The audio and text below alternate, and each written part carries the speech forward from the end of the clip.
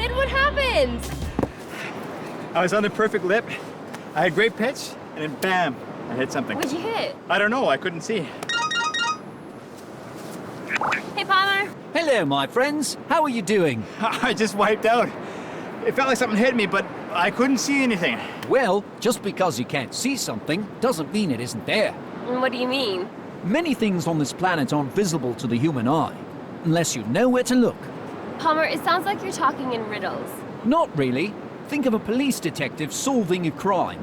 At first, everything may appear unclear, but if you look deeper, it's amazing what you'll find. Like those CSI guys.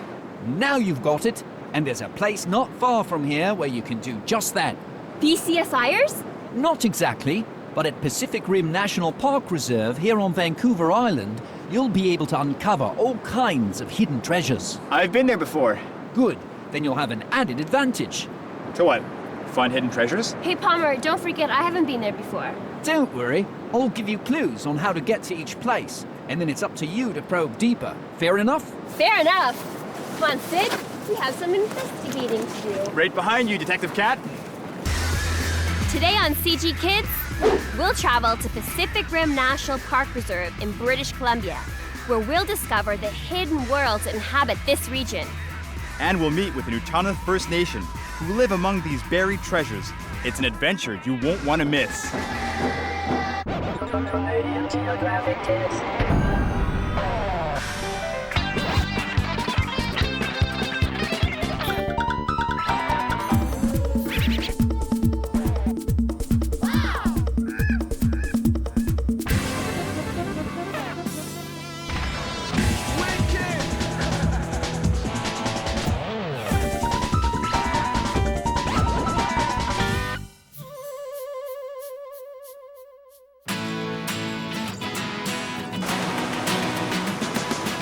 We're here in the spectacular Pacific Rim National Park Reserve in British Columbia. It's found on the west side of Vancouver Island, right around here. It's an incredible park with amazing ecosystems, from long stretches of sandy beaches and rocky shorelines to coastal lowland forests. It's a place where there's an enormous range of natural diversity. The Nutana First Nation, who live in the region, have a word that says it all. Hishukishtawak, which means everything is one. It's really beautiful. Hey, Palmer, what's next? Well, as luck would have it, you're pretty close to the first place. But here are the clues anyway. Clue 1, a place that can be wet and also dry. Clue 2, it has something in common with a desert. Clue 3, beneath its surface lies something usually found in the water. Well, the first two are pretty easy. A place that's wet and dry is a beach. The water goes out at low tide and comes back in at high tide. Right, and when the water goes out, there's lots of sand, just like a desert. But that third clue, I'm stumped. Oh, hey, Sid, check it out. What do you think they're doing? I don't know. Hey, but Palmer did say we were nearby, so maybe they have something to do with the third clue. Could be. Let's go check it out. Okay.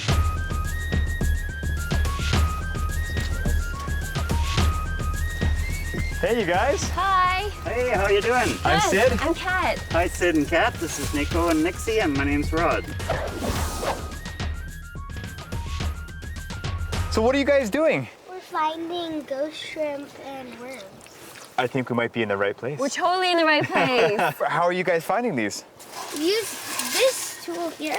We just dig it into mud, like this, put the plug in, and then just pry out all the mud. And that's where they are. Wow. So those shrimp are in the mud. Yeah. Can I hold one? There's a nice one. Oh, too cool. Wow. Oh, he's like a little lobster. He's cool. He's beautiful. Why are they called ghost shrimp? You see these little holes in the mud? These guys live inside there, and they're called ghosts because you just don't even know they're there unless you dig a hole. And they just stick their heads out and look around and reach out and grab little pieces of rotted plants and things that happen to be floating by. Sometimes they'll wander around in the mud, but there's a big risk there because there's lots of things that like to eat ghost shrimp. So who eats these guys? Just about every kind of fish you can think of. But they can't even get away totally when they're in the mud because in the mud the whales eat them. What kind of whales eat Animals in mud. Gray whales. How do they do that? Every time the gray whale scoops up a bite of the bottom, he's taking about a wheelbarrow load of mud, and out of that mud he'll get roughly a liter of food. So he has to feed all day long in order to get enough to support his body. They also eat these clams. The clams, it's so warm in the whale's stomach that that clam opens up and they can eat the clam. That's so It smart. tricks them. Yeah. So this is like a big gray whale restaurant. And it's not used very often. Sometimes it can go 8 years without the gray whales coming into the bay here. And this study here is to try and figure out why they come in sometimes and why they don't at other times. And we think it might have something to do with their food. There's so many different kinds of animals that live in the mud. Is there somewhere else where we can find some other cool sea creatures? Well, you could go to an intertidal zone with some wonderful tide pools and things. Hey, Palmer. First mystery solved. Brilliant. But I have another mystery for you in the form of a video question. Hi guys, what's an intertidal zone? Could you guys help us? Intertidal zone is actually the area between the highest up that the tide goes. You can always tell that because the tide chops off the trees in a nice straight line. Wow. And between as far out as the water goes. But if you really want to see a lot of life, you probably want to go to a place where there's tide pools and more rocks and things. Where could they go? Wickaninnish Beach. Wickaninnish Beach, that's an excellent spot. Great. Cool. Off to Wickaninnish Beach then.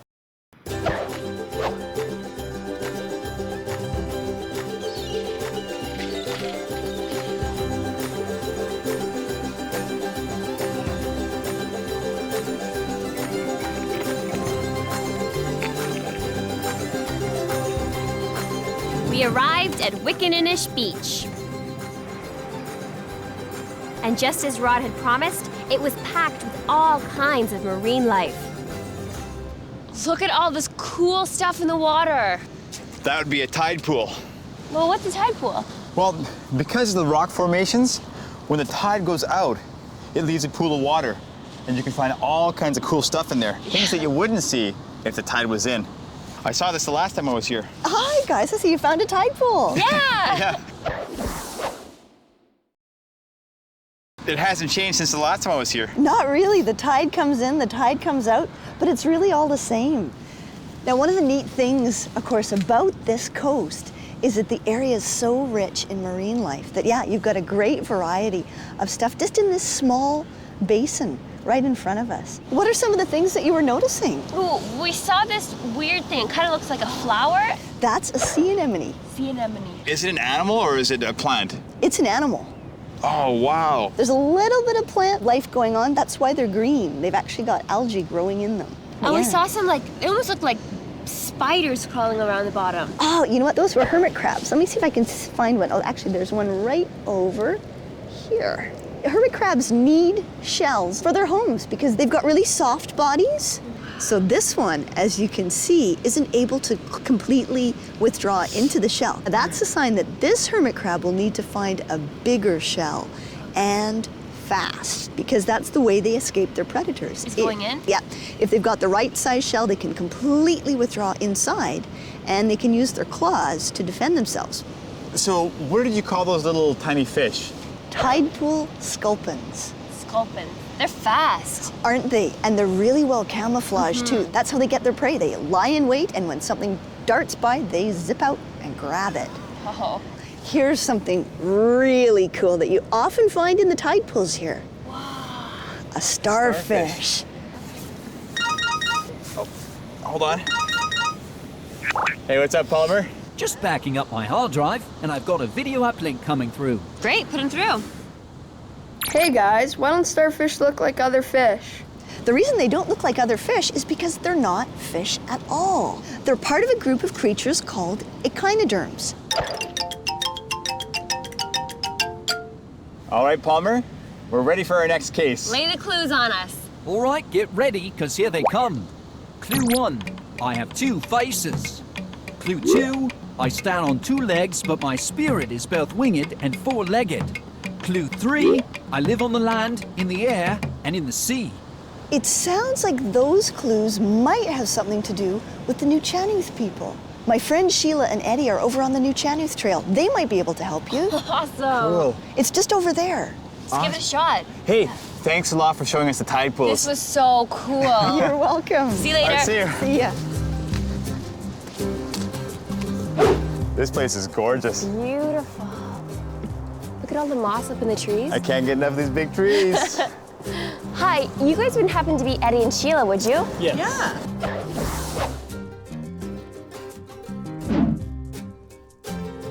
Silva sent us here to find out about the Nuchanoth. What would you like to know about the Nuchanoth? Well, who are they? We are the First Nations that live all along the west coast of Vancouver Island. Nuchanoth means along the mountain range, and Nuchanoth-Ot means the people along the mountain range. So how many different tribes are on this island? There's 18 different tribes in Nuchanoth territory. Have they been in this area for a long time? For thousands of years. Are we on the territory at this moment? We're actually presently in the Ucluelet First Nations traditional territory, which I have to welcome you on behalf of the hereditary chief of the Ucluelet First Nations, Wilson Jack, to his traditional territory. Cool, but what's a hereditary chief? A hereditary chief is like royalty. It gets passed down to the oldest son. And the hereditary chief is responsible for looking after the nation? Yes, in each tribe you would have the Tyee chief. He is the head chief, and then you have other chiefs that live in houses around him, and they have different responsibilities. For example, you'd have the chief that looks after the streams. So he would make sure, for example, that if we took too much fish from one river one winter, he would make sure that we didn't take it from that river the next winter. Oh, smart. cool, like managing the ecosystem. Yeah, that's really good. We're trying to solve a riddle, and we're looking for a bunch of clues. Maybe you guys can help us out. Sure, we'll try. So one of the clues are it has two faces.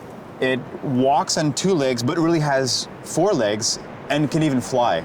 And it can travel by land, air, and water. Can you help us?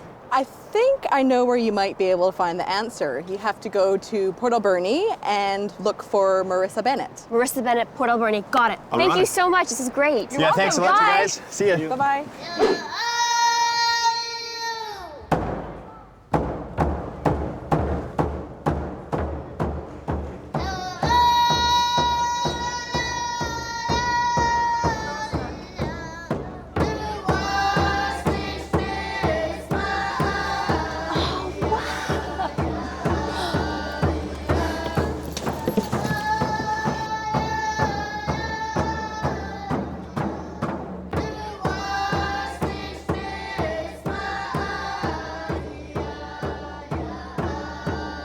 So this is what Palmer must have meant. Kids pretending to be animals. Awesome.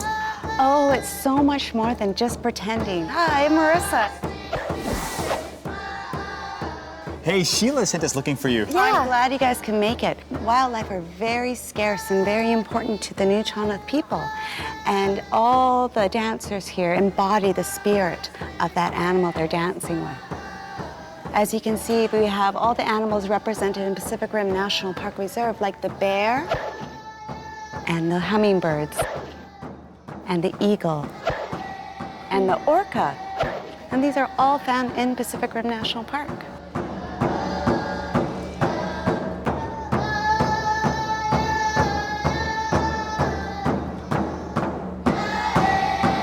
So Palmer, did you crack the case? You certainly did. You're now 2 for 2. Do you think you can make it 3 in a row? Hey, lay on the clues. Okay, here goes. Clue 1. I hide deep in the woods. Clue 2. You can find me but not see me. And the third clue is? You need more than 2. It's pretty easy. Maybe for you, Palmer, but this place is covered in woods. We could be looking forever. Just a little hint, tiny little hint. Blimey, near my soft circuits. All I will say is Wild Coast Project. Happy? I've given you the answer. Some answer. We still don't know where to go. Hey, do you know anything about this Wild Coast Project? Oh, yes, the Wild Coast Project about protecting the cougars and the wolves. You guys want to go see Stanley Boychuk at the Clyco Biosphere Reserve? This detective stuff, it's a lot of legwork. Yeah, but at least we know where we're going and who we're gonna go see now. Thank you. Thank you. Marissa.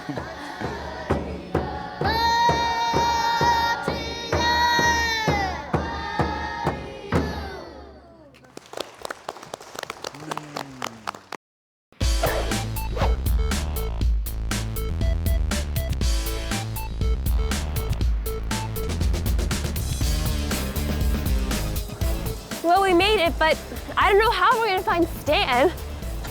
Hey, look. That looks like a good place to start. Hi, you wouldn't happen to be Stan, would you?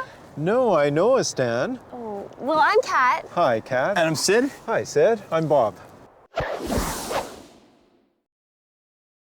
So we're trying to find out about this Wild Coast project. Could you help us, maybe? I can. I'm the coordinator for the Wild Coast project. Perfect. Bonus. Yeah. So what's the project all about? It's a research project.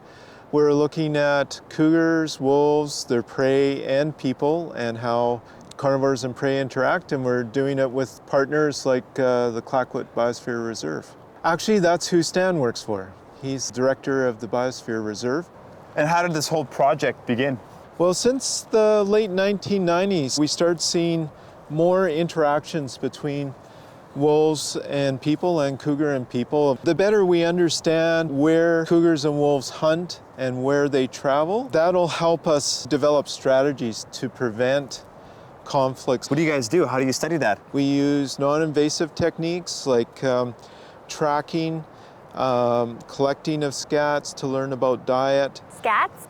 Scats, that's the droppings of the animals. I can see one right over there, actually. That's scat. And would you guys like to try your hand at tracking? Of course. For sure. Right. Yeah. Okay. Oh, I think I see some up there. Okay. Oh, look. I see right here. Oh, yeah. What are these? That's wolf. That's the wolf, eh? And Wow, they're huge. And look at the distance. So you have a grouping of tracks here. Right. And then look where the other group is. Oh, like there's 4 here, and then there's another 4 right here. And you can see how deep the tracks are. Yep. So the animal was running. Yeah. So he might have been So like he chasing cleared- something? Yeah. I can't believe how much you can glean just from his tracks alone. That's incredible. Yeah. So what have you found there? I think I found some scat, Bob. You certainly did. What's this from, a bear? Yeah, that's a very large scat, indicating an adult animal. It's been eating a couple of different things. Remains of berries. This is vegetation, so something like grass or roots. So it's pretty evident what they've been up to there. Oh, that was so awesome. That was great. A lot of fun, eh? I thought, oh. Hey, Palmer. I think we cracked the case. Clue 1, hidden deep in the forest. Well, that would be the wolves and the cougars. Yep. And in clue 2, you can find me but not see me. Well, we figured that out, the tracks. We found them, but we didn't really see them. Well, it's pretty easy to solve something when you know the answer. And talking about answers, I have a video uplink coming through. Great. Hi guys, what do you do if you see a cougar or a wolf in the woods? Bob? Well, the thing to remember is that they want to avoid us as much as we want to avoid them. Make noise, so sing, shout occasionally, and when they hear you coming, they're likely to run away. If you come across a wolf or a cougar and it doesn't run away, and if it approaches, then you want to make yourself look as big as possible. You want to yell and holler, put your arms over your head, look really menacing, and you don't want to run, don't crouch down, don't turn your back on the animal. So those are the things to remember if you're walking in an area that may have wolves and cougar. Okay, Palmer, ready for your next case. Here are the clues. Clue 1, I live in the water, but you'll find me on land in the forest. Clue 2, I can't climb trees, but I can still reach the top.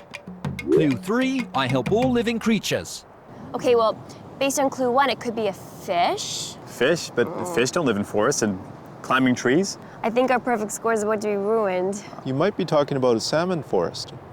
Salmon forest? Well, if you want to see a salmon forest, just head down the beach, just down this way. It's worth a try. For sure. Yeah. Hey, thanks a lot, Bob. Oh, you're welcome, Thanks, Bob. Sid. See You ya. bet, Kat. Bye. Bye.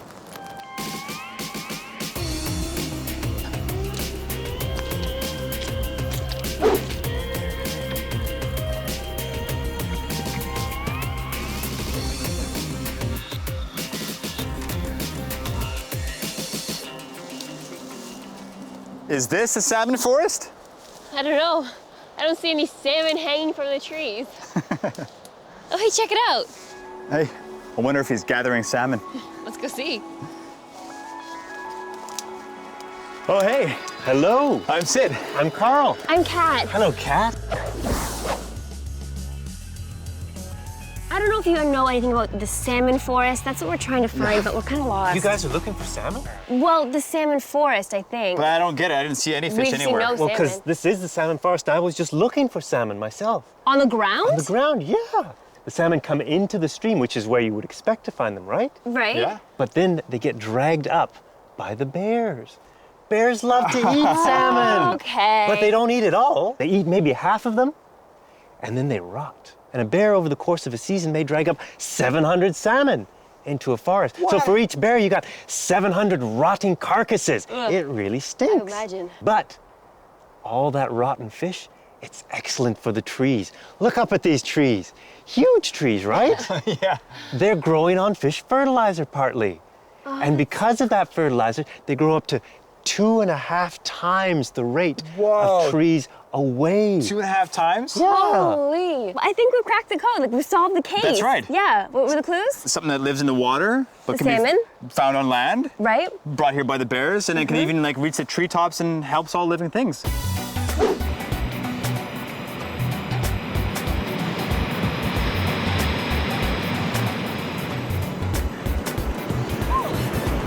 What an amazing day. Just goes to show you never know what you'll find under the surface. It's true. You can never assume because something is hidden, it isn't there. And the more you dig, the more amazing things you'll uncover. Hey, Sid, check out that brown thing over there. Well, to the untrained eye, I'm sure it looks like just an ordinary piece of driftwood. But if you look closer, you'll see a sea otter basking on the beach. Wrong, Palmer. This time, just a piece of driftwood. Well, then there are those times when a piece of wood is nothing more than a piece of wood. Hey, Kat, I think we have time for one more run. I think you're right. Let's go.